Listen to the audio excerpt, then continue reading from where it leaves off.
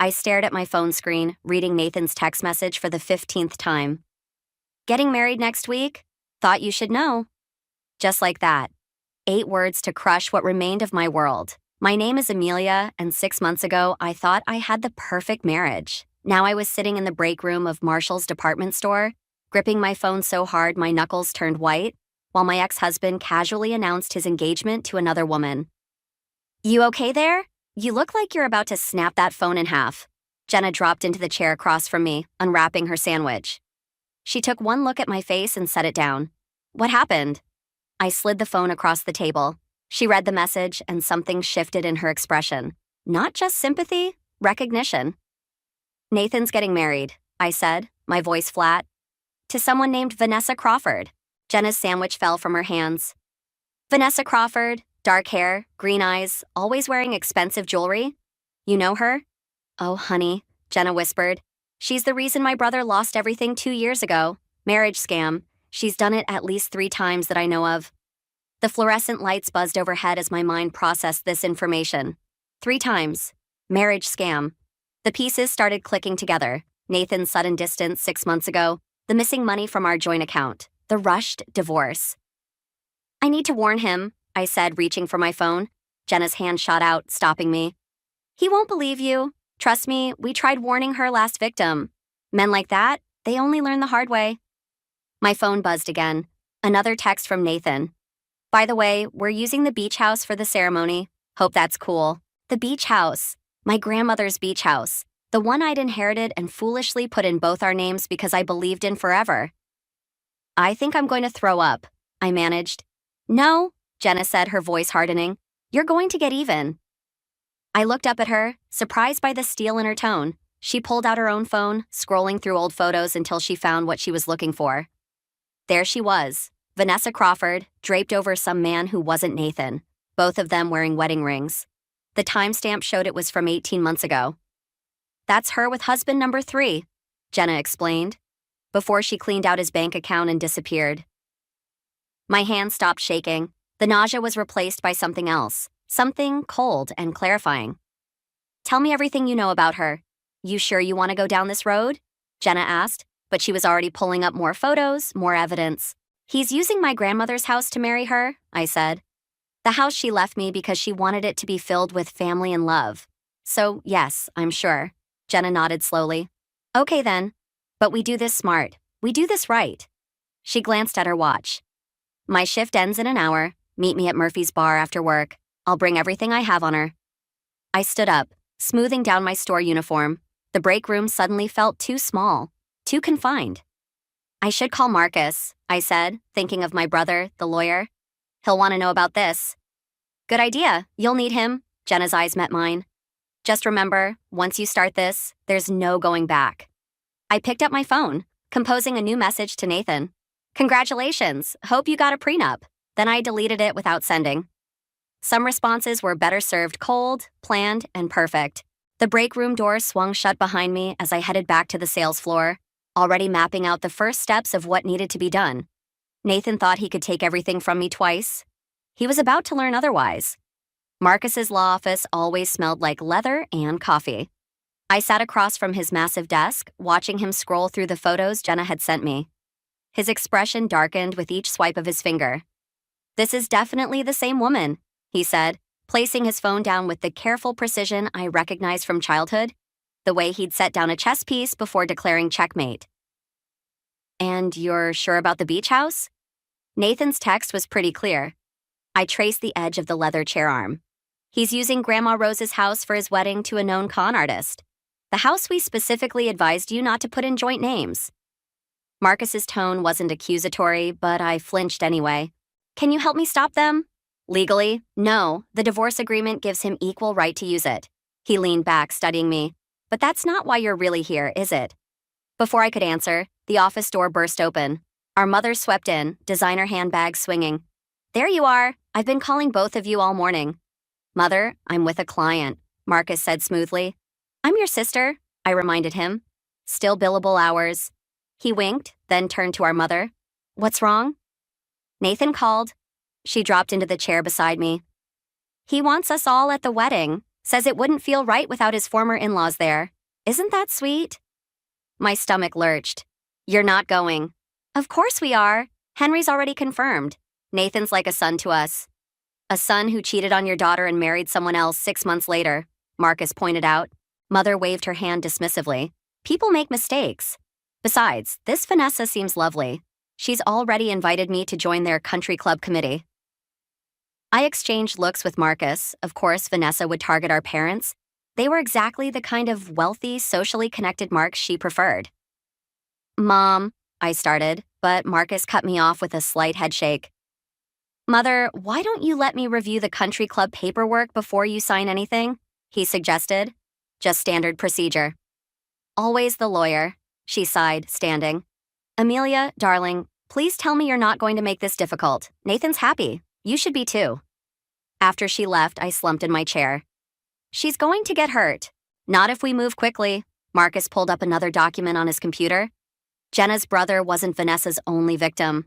I found 3 more cases, different names, but same MO. She gets close to wealthy families, builds trust, then disappears with everything she can grab. We have to show Nathan. He won't believe it. Men like him, their egos won't let them see they're being played. Marcus typed something else. But I might have another angle. The beach house's deed has an interesting clause. Grandma Rose stipulated it must be used for family gatherings in good faith. What does that mean? It means, he smiled, that if someone tries to use it for fraudulent purposes, ownership reverts solely to her blood descendants. Hope flickered. So, if we can prove Vanessa's planning to scam Nathan, the house becomes yours entirely. He held up a warning finger. But we'd need solid evidence, and getting it might require you to play nice. My phone buzzed. A text from Nathan. Need to discuss wedding details. Dinner tomorrow? Marcus read it over my shoulder. Perfect opportunity. To do what? To make him think you're accepting this, that you're moving on. He met my eyes. Think you can handle that? I thought of our grandmother, how she'd love that beach house, how she'd wanted it to stay in the family. I thought of Jenna's brother, broken and bankrupted. I thought of my mother, already falling for Vanessa's act. I can handle anything, I said, typing my reply to Nathan. Dinner sounds great. So happy for you both. Marcus nodded approvingly. Just remember, the best revenge isn't served cold, it's served with a smile. I gathered my things, pausing at the door. What if we're wrong? What if he really loves her? Then he's still the man who cheated on my sister and gave away her inheritance to a stranger. Marcus's voice hardened. Either way, he needs to learn actions have consequences. I stepped out into the hallway, my phone already buzzing with Nathan's response about dinner details. Time to see if those acting classes in college would finally pay off. Murphy's bar hadn't changed since college. Same sticky floors, same dim lighting, same corner booth where Jenna waited with a manila folder and 2 whiskey sours. I slid in across from her, still wearing my work uniform. You're not going to like what I found, she said, pushing the folder toward me. Inside were photographs, dozens of them. Vanessa with different men, different rings, different names. But one photo made my hands shake. Nathan and Vanessa outside my grandmother's beach house, dated 3 months before our divorce. They knew each other, I whispered. While we were still married. There's more. Jenna pulled out a document. Remember how Nathan insisted on handling the house maintenance last year? Look who we hired for the appraisal. The company name jumped out, Crawford and Associates Real Estate Valuations.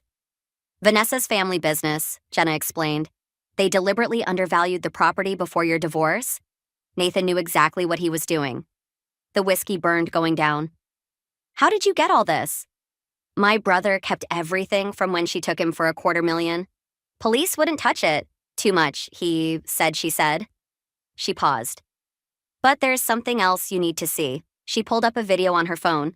The footage was grainy, security camera quality, showing Vanessa in an intense conversation with someone in a parking lot. The timestamp was from last week. Is that... I leaned closer. Your father? Yeah. Jenna's voice was gentle. They've been meeting regularly. I think she's already working him for investment money. My phone buzzed. A text from Nathan about tomorrow's dinner. The screen blurred as tears threatened to fall. I can't do this, I said. I can't sit across from them and pretend. Yes, you can. Jenna grabbed my hand. Because if you don't, your parents will lose everything. just like my brother did. The bar door opened, letting in a blast of cold air and a familiar figure. Marcus strode toward us, his suit jacket slung over one shoulder. "Got your message," he said to Jenna, then looked at me. "How bad?" "Dad's involved," I managed. Marcus swore under his breath, scanning the documents. "This changes things. We need to move faster." "The dinner tomorrow," Jenna suggested. "It's perfect. Get them talking about the wedding plans, the house?" "No," Marcus's voice was sharp. "Too risky. If they suspect we're onto them, then what?" I stood up, anger finally breaking through. "We wait while they steal our parents blind? While they turn our family's home into another crime scene?" "Sit down," Marcus hissed, glancing around. "You're not thinking clearly." "Neither is Dad, apparently, but that's not stopping him from—" "Your father," a new voice cut in, "is trying to protect you." We all turned. There stood Henry, my father, looking older than I'd ever seen him. He slid into the booth beside me. "How long have you been here?" I asked. "Long enough." He picked up one of the photos. "I've been meeting with Vanessa because I'm gathering evidence. Have been since Nathan first introduced her to us." The silence that followed was deafening. "Why didn't you tell me?" I finally asked. "Because you're my daughter. I wanted to spare you this." He spread the photos across the table. "But it seems you found your way here anyway. Does Mom know?" "Your mother sees the best in everyone. It's why I fell in love with her. It's also why I have to protect her." He looked at each of us. "So, what's our next move?" Marcus leaned forward. "We have dinner tomorrow. We let them think they're winning. And then we show them what happens when you mess with our family." I finished. My phone buzzed again. Nathan sending the restaurant details. I looked at the message, then at my father's determined face, at Marcus's calculating expression, at Jenna's fierce loyalty. "I'll wear the blue dress," I said, the one Nathan always hated. For the first time that night, everyone smiled. Tomorrow's dinner would be a performance, but not the one Nathan and Vanessa were expecting. They thought they were the players, but they were about to become the played. The blue dress felt like armor as I walked into Salvatore's. Nathan was already there, holding court at our old favorite table, Vanessa draped across his arm like a designer scarf. My father's intel had been right. She was wearing the tennis bracelet from her last mark. "Amelia!" Nathan stood, arms open for a hug I deftly avoided by pretending to adjust my chair. "You look different." "Divorce agrees with me." I smiled, watching his confidence flicker. Vanessa leaned forward, all warmth and concern. "Nathan's told me so much about you. I hope we can be friends." "Of course." I touched the recording device Marcus had disguised as a pendant. "I'd love to hear how you two met." Their stories didn't match. Nathan claimed they'd bumped into each other at a coffee shop 3 months ago. Vanessa said it was at a charity gala 4 months ago. Small inconsistencies, but telling ones. "The beach house is perfect for the ceremony," Vanessa gushed, "though it needs some updating. That old wiring?" "Wiring?" I set down my wine glass. "It was completely rewired last year. The inspection says otherwise." Nathan pulled out his phone. "Actually, I wanted to discuss that.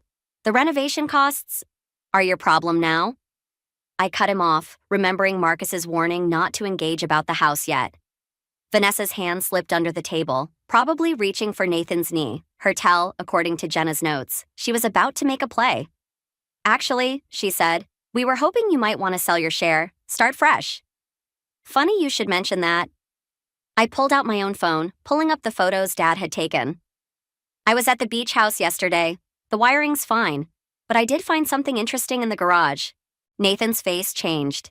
He knew what was in that garage, boxes of financial records my grandmother had kept, including details of every property transaction in the family for the past 30 years. "We should order," he said quickly.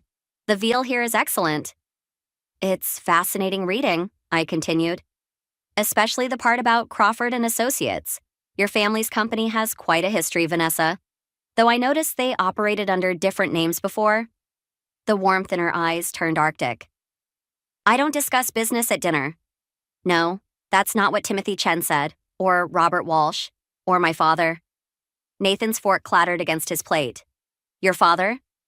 "Oh, didn't she tell you? They've been having the most interesting meetings." I turned to Vanessa. "Dad says hi, by the way. He particularly enjoyed your pitch about the offshore investments." Vanessa stood abruptly. Powder room, she muttered, grabbing her purse. Don't bother checking your phone, I called after her. The signal's already been blocked. Once she was gone, Nathan leaned forward. What are you doing? Protecting my family, something you used to care about. You don't understand? I understand perfectly. You needed money after that failed real estate deal last year. The one you hid from me. Vanessa offered a solution, didn't she? Undervalue the beach house, split the property and the divorce, then sell it for its real worth later. It's not that simple. It never is with con artists. I stood up. You have 24 hours to call off the wedding and walk away. After that, everything I have goes to the FBI. You're bluffing. Try me. I dropped a USB drive on the table. Consider it a wedding present. Copies of everything. The fake appraisals, the wire transfers, the previous marriages. Even that interesting offshore account in your name. His face went pale. How did you? You're not the only one who can play games, Nathan. I gathered my things. 24 hours. Oh, and when Vanessa gets back, tell her Timothy Chen says the statute of limitations isn't up yet. I walked out of Salvatore's feeling lighter than I had in months. In my purse, my phone buzzed with a text from Marcus. Dad's contact at the FBI is ready. Sure you want to do this? I thought about Nathan's face when I mentioned the offshore account, an account I'd completely invented. His reaction told me everything I needed to know. There were more secrets, deeper betrayals. I'm sure, I typed back. Time to let the storm break. 3 a.m, and my phone wouldn't stop ringing. Nathan's number flashed on the screen for the 12th time. I let it go to voicemail, like the others, and returned to sorting through the stack of papers spread across my bedroom floor. The doorbell rang. Then again, and again. I opened my apartment door to find Vanessa, mascara streaked down her face, designer purse clutched like a shield. We need to talk. She pushed past me into the apartment. Whatever you think you know. I know enough. I left the door open. Get out. You don't understand. She dropped onto my couch. Nathan's not who you think he is. He's not who I thought he was either. Something in her voice made me pause. What do you mean? Check your email, now. I pulled up my phone, found a new message from an anonymous address. The attachments showed financial records, not just Nathan's offshore accounts, but transfers to shell companies, dates stretching back years before our marriage. He's been running his own game, Vanessa said quietly. Using women like me to access wealthy families, then disappearing with their investments. I was supposed to be his next mark. My hands shook. You expect me to believe you're the victim here? I expect you to look at the evidence. She pulled out more documents. Your father isn't investigating me. Nathan's been feeding him false information, setting him up for a massive investment fraud. The beach house? It's already been sold. The paperwork goes through tomorrow morning. The room spun. I grabbed the wall for support. That's not possible. The deed was transferred last week. Nathan forged your signature. She met my eyes. Check the county records if you don't believe me. My phone buzzed again. Marcus this time. Turn on the news, his text read. The TV flickered to life, showing breaking news. Local investment manager arrested in multi-million-dollar fraud scheme. The manager's face filled the screen, my father's oldest friend and business partner. Nathan's cleaning house, Vanessa said. Removing anyone who might expose him, your father's next? Why are you telling me this? Because I made a mistake thinking I could beat him at his own game. She stood up. And because your brother's FBI contact, he works for Nathan. My phone rang again, my mother this time. Dad's gone, she sobbed when I answered. He left a note about meeting Nathan, but his phone's dead and... Call Marcus, I cut in. Tell him to meet us at the beach house, now. After my mother hung up, I turned to Vanessa. If you're lying, I'm not. She pulled out her phone, showing me surveillance photos of Nathan with other women, other families. I've been gathering evidence for months, but he's always one step ahead. Why should I trust you? Because right now, I'm the only one who knows where he's taking your father. She headed for the door. Coming? I grabbed my keys and the USB drive containing everything we'd gathered. The revenge I'd planned suddenly felt small, childish compared to what we were facing. He'll be expecting us, I said as we rushed down the stairs. Good, Vanessa's voice hardened. Let him. I didn't spend 3 years tracking him just to let him disappear again. In the parking lot, another text from Marcus. Dad's car found abandoned at Marina, police en route. The boat, Vanessa and I said simultaneously. The one registered to Crawford and Associates, she added. He uses it to move money offshore. We jumped into my car. As I pulled onto the street, my phone rang one last time. Nathan's voice filled the speaker. You should have taken the deal at dinner, he said. Now your father gets to learn what happens when people don't mind their own business. The line went dead.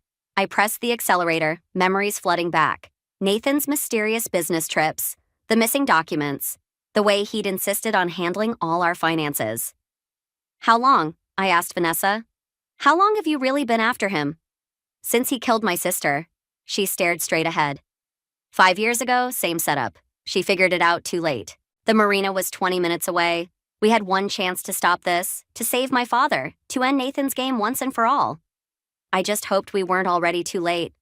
The marina's security lights cast long shadows across the water. Nathan's boat, the sweet revenge. How had I missed the irony? Bobbed gently at the end of the pier. No lights, no movement, just the quiet lapping of waves. There, Vanessa pointed to a figure moving near the stern. That's not Nathan. Marcus, I whispered, recognizing my brother's silhouette. He turned, face ghostly in the dim light. Stay back, he called out. He's got Dad below deck. I took a step forward. Metal clicked behind me. That's far enough. Nathan's voice, but different now. Colder, more precise. The Nathan I thought I knew had always been a performance. Drop the phone, Amelia. My phone clattered onto the dock. In my peripheral vision, Vanessa had disappeared. You too, Marcus, Nathan said. Though I have to admit, you played your part beautifully. Almost had me convinced you were really helping her. Marcus didn't move. It's over, Nathan. The real FBI is already what? Following false leads across 3 states? Nathan laughed. You really think I didn't have contingencies? Your sister's not the only one who knows how to plan revenge. Where's my father? My voice shook. Safe, for now. He moved closer, gun steady. You know what's funny? I actually liked your family, made it harder to do what needed to be done, but business is business. Was any of it real? I asked, though I already knew the answer. The beach house was. His voice softened slightly. I really did love that place. Your grandmother had excellent taste. The new owners got a bargain. Movement caught my eye. Vanessa, creeping along the adjacent dock. Nathan saw my glance and spun around. The gun went off. Marcus tackled Nathan from behind. They crashed onto the dock, the gun skittering away. I lunged for it, but Nathan's foot caught my ankle. I slammed down hard, wood splintering my palms. Amelia! My father's voice, weak but alive from below deck. The fuel line. Another shot cracked through the night. Marcus stumbled backward, clutching his shoulder. Nathan scrambled for the gun. You want revenge? He snarled, aiming at me. Here's what revenge gets you. Vanessa appeared behind him, a flare gun raised. Remember Claire? She asked. Nathan's eyes widened in recognition. The flare lit up the night, missing Nathan but striking the boat's hull. Flames erupted instantly. Dad! I screamed, running toward the cabin. Smoke poured from below deck. The fuel line's cut, my father called, stronger now. He rigged it to... The explosion knocked me backward. Heat seared my face as the boat's cabin erupted in flames. Through the fire, I saw Nathan running, Vanessa in pursuit. Get Dad! Marcus shouted, pressing his hand against his bleeding shoulder. I dove into the water, fighting through burning debris. The cabin door was locked. Through the window, I saw my father struggling with ropes, binding his hands. Something heavy hit the water beside me. A fire extinguisher. Marcus, thinking clearer than I was. I grabbed it, smashed the window, and pulled my father through just as the second explosion rocked the boat.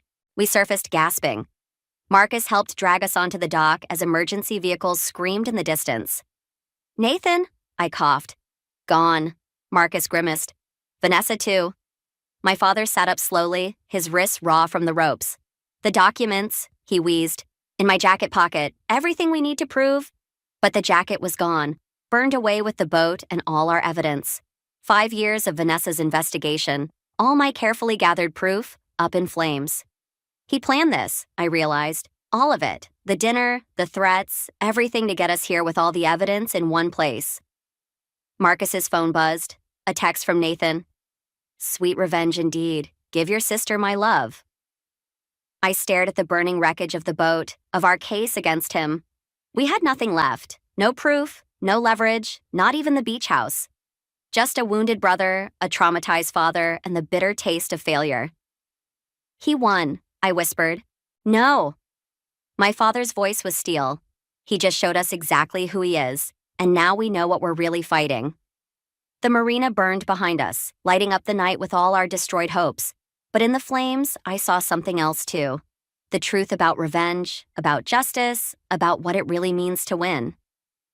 3 days after the marina fire, Jenna called. Turn on Channel 7, now. Nathan stood at a podium outside the courthouse, playing the victim perfectly. As a victim of investment fraud myself, I'm cooperating fully with authorities to help other families recover their assets. The camera panned to show my father in handcuffs, being led to a police car. My doorbell rang. Vanessa stood there, bleeding from a cut above her eye. I found him. 20 minutes later, we pulled up to the private airstrip where Nathan kept his real escape plan. A chartered plane ready for a one-way flight to a non-extradition country. He'll be here within the hour, Vanessa said, checking her phone. Your brother's text bought us time, making Nathan think the FBI was closing in on the west side of town. And the real FBI? Still working through the false leads. She pulled out a small recorder. But this might change that. The recording played, Nathan's voice discussing the marina setup, the fraudulent investments, everything, including Claire's murder. How did you hit Mike during our last conversation, before he figured out who I really was? She touched her bruised face. He wasn't happy about that revelation. Movement at the hangar entrance caught our attention. Nathan emerged carrying a briefcase. That's it, Vanessa whispered. All the account information, the real documents, everything he took from everyone. I stepped out of the shadows. Going somewhere? Nathan froze, then smiled. That same charming smile that had once made me fall in love. I was wondering when you'd show up. It's over, Nathan. Is it? Your father's being charged with fraud. Marcus is under investigation. The beach house is gone. Seems like I'm the only one walking away clean. Not quite. Vanessa emerged, holding up the recorder. Remember our last conversation? His smile faltered. You really think anyone will believe? They'll believe the offshore account records, I cut in. The ones Mom's friend at the bank pulled this morning. They'll believe the witness testimony from your other victims, and they'll definitely believe this.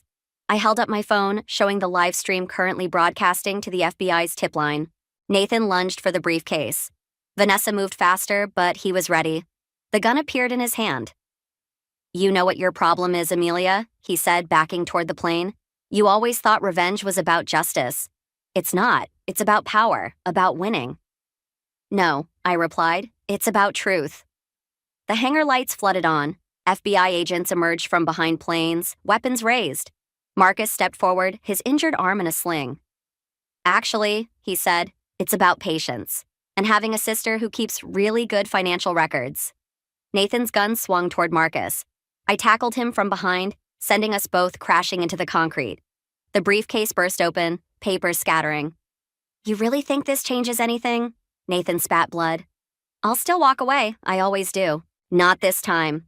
Vanessa picked up the recorder she'd deliberately dropped earlier, the one he'd been focused on. While you were watching this, the real evidence was already being uploaded. Everything, Nathan. Every account, every victim, every lie. Including Claire? He asked quietly. Especially Claire. As the FBI led him away, Nathan looked back at me. For a moment, I saw something crack in his perfect facade. Fear, maybe, or regret. I did love you, he said. In the beginning? I know. That's what made it work. The briefcase's contents were already being cataloged as evidence. 5 years of schemes, of destroyed lives, of carefully planned revenge, all of it ending not with a dramatic showdown, but with paperwork and procedures. Was it worth it? Marcus asked, watching Nathan disappear into a police car. I thought about the beach house, about all we'd lost, about the difference between revenge and justice. Ask me tomorrow, I said. Vanessa touched her sister's photo on her phone screen. Tomorrow's good. Tomorrow's when the real work begins. The sun rose over the airstrip, painting everything in new light. Sometimes revenge isn't about destroying someone else. Sometimes it's about finding the truth, even when that truth hurts more than the lies ever did. The beach house keys felt heavy in my palm.